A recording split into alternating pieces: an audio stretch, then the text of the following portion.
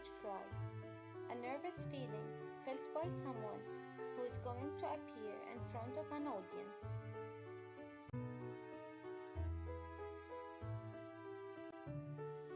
Drama, a piece of writing that tells a story and is performed on stage. Energy, the fuel that drives acting in Levin's performances, creates empathy, and makes forceful characters. Focus, the direction of an actor's intention, action, emotion, or line delivery to a specific target. Action, that which happens on stage to hold the audience's attention.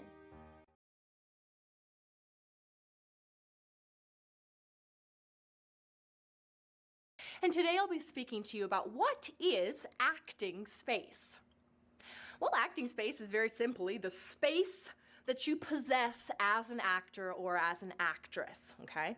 So it's important as an actor to be very familiar with your own body and the space in which you inhabit. So you can reach out this far, and that's included in your space. You can make gestures upward, you can make gestures out, you can make gestures on your own face or your own body, right? You never want to block your mouth though. So if you were to whisper to someone, you wouldn't go, you'd go like this. So it's a little bit cheat. You always want to cheat out to your audience. In other words, what that means is you never want to turn your back to the audience. So if this is my body and I'm talking to, and this is another actor, okay, these are the front of us, you never want to turn to Billy, hey Billy, how you doing?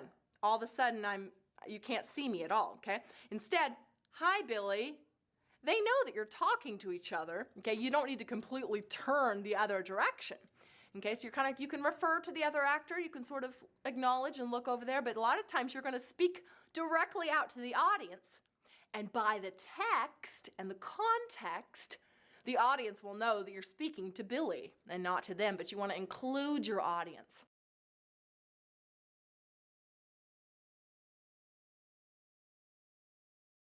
Perhaps you've experienced this, but when you're performing, it is one of the first times in your life that you realize that you have arms and hands that dangle from your body all day long. And we're not sure what to do with these things when we're acting.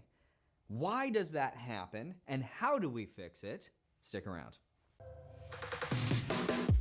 I'm Cody Dorkin, owner of Studio 24, one of the largest TV and film acting studios in California. I worked in LA as an actor for over 15 years, working on over 100 TV shows and movies. At Studio 24, we help aspiring actors gain the knowledge, the tools, and the skill they need to make acting their career. Get ready.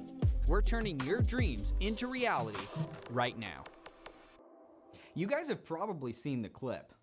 That's because it is a very common thing for actors. But why does it happen? Why is it that when we are in front of a camera or we are aware that we are performing something and we're not ourselves, that all of a sudden we are hyper aware and self-conscious of what we are doing physically with our bodies? Our lines can still come out, we can still look, and we can still function to some extent, but yet our bodies are not in our performance. This happens when you are not connected to your character thoughts. Our bodies move on autopilot. I'm not thinking about moving my hands around as I'm talking to you guys, but I am here, I have a want, and I'm communicating to you guys, and as a result, my mind and my body are connected together, and therefore these things move automatically. When you are an actor and you have lines, those lines can come out, but all of a sudden I don't know what to do with my body because those words aren't my own and the want of the character is not my own, and all of a sudden I feel detached. My body feels detached from what the character is saying. And when that happens, we all of a sudden do not know what to do with ourselves physically because we're unaware of how to link these two things together. So if you're just memorizing your lines, but you don't know what your character wants within that, that's the through line, the thread, then your lines and your mind and your body cannot be connected. So this is why it's really important to understand the scene have a want, which is the driving force. If I have a want, then my body even has that want as well. My body has a want in connecting to that material. So then the lines and the want and your physicality are all connected. And then your body starts to move on its own. You don't have to think like, what do I do with my hands? Am I supposed to throw them up like this in the scene? Am I supposed to, maybe I'll fold them because I'm, closed off? Am I supposed to, maybe I'll put them in my pocket? You don't have to think about those things. Connect your mind to your body through the want of the character, and those things will happen naturally.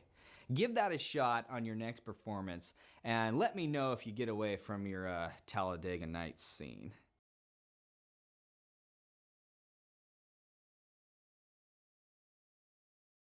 I used to think that crying on cue was more difficult than comedy, and now it's completely the opposite. Comedy is so much more difficult for so many actors, and in fact, the actors that I deal with, 9 out of 10 of them are going to prefer drama over comedy. I liken the difference between drama and comedy to cooking and baking. Cooking's fun because you can put in whatever you want and add a little of this and add a little of that and make it your own, and it's gonna end up being okay.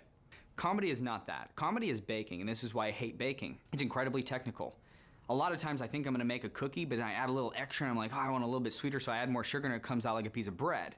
The point is, you cannot alter the comedy and the structure of the comedy. The writers have already put that in. It is really up to the actor to recognize where the comedy is, understand the technique that goes into it, set up those jokes, and then execute it with precision. So there are some general rules in comedy that will make it funnier. And the first thing that I can say is pacing. Faster is funnier. If you drag through the delivery of a line of dialogue or really root it into truth, it's not gonna have comedy. You do not want your audience to be ahead of your scene. So that's why it's gotta really kind of snip along. Stephanie Waldorf doesn't do breaks. Stephanie Waldorf doesn't give up. Stephanie Waldorf is a winner. So, when in doubt, trust me, go faster.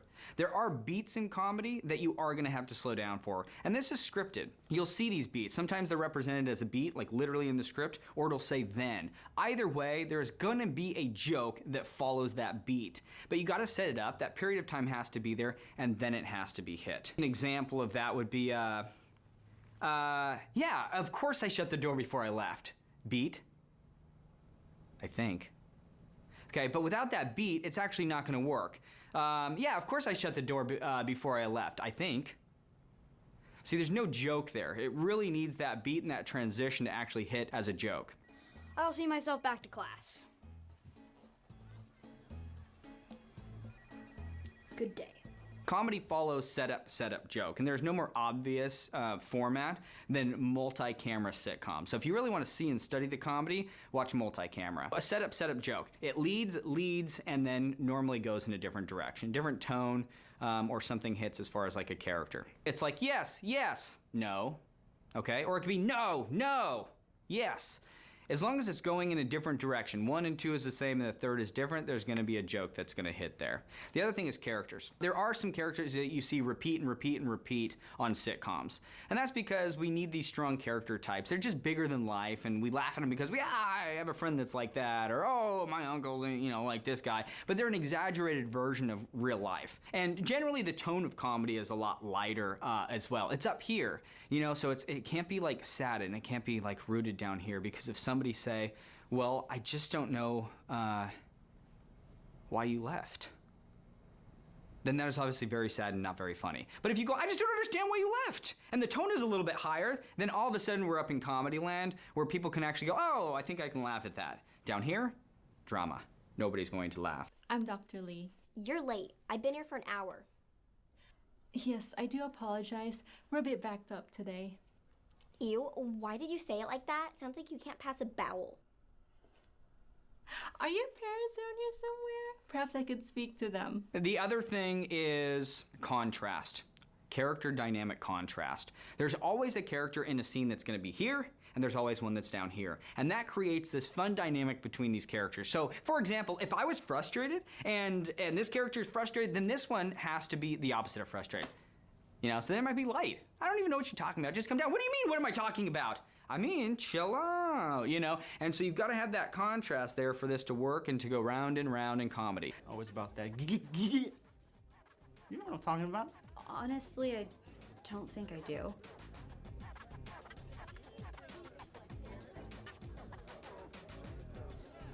You know what? I think I see my friend over there. Over where? She's smoking hot like you? The last thing that I will mention is commitment. Without a full 100% commitment behind your comedy work, it won't be funny. Okay, because you're gonna doubt it. You're gonna doubt it and you're gonna hang back here. And so instead of going 100% and like committing to it, then you're like, I don't know if people are gonna laugh at me. And so you're like 50%, 60%, 70%, and it's actually not gonna hit. You gotta have 100% full commitment. Think of your favorite comedian. They don't feel silly doing that stuff. If they did, you wouldn't be laughing, I promise. So make sure you have full commitment behind your comedy as well. If you do these things, trust me, you'll be funnier. Your scenes are gonna be funnier. Your work is gonna be funnier.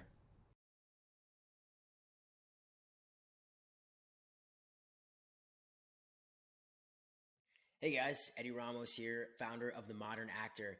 I'm answering a client question today. The question was, how do I memorize a script in one night? So here are my tips, my quick and easy tips on how to memorize a script in one night. So I've tried many methods for memorizing. I've spent many years memorizing scripts. I've also spent many years trying not to memorize scripts. The thing about memorizing is that it takes a lot of repetition. That is the only way around it. And but there are some quick and easy tips that I'm going to share in this video.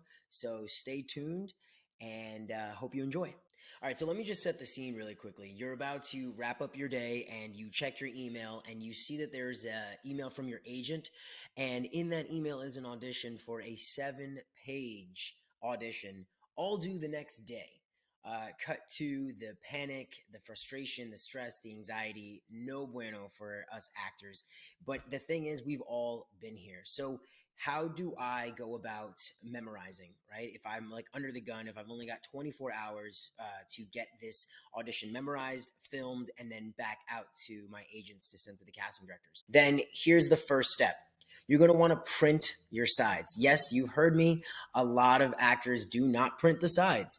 And here's what I'm just going to say about that. There's no way that you're going to memorize a script that you need to get done in 24 hours on the cell phone or on your computer. I mean, those things are literally made to distract you. So the best thing for you to do is to print out your sides immediately.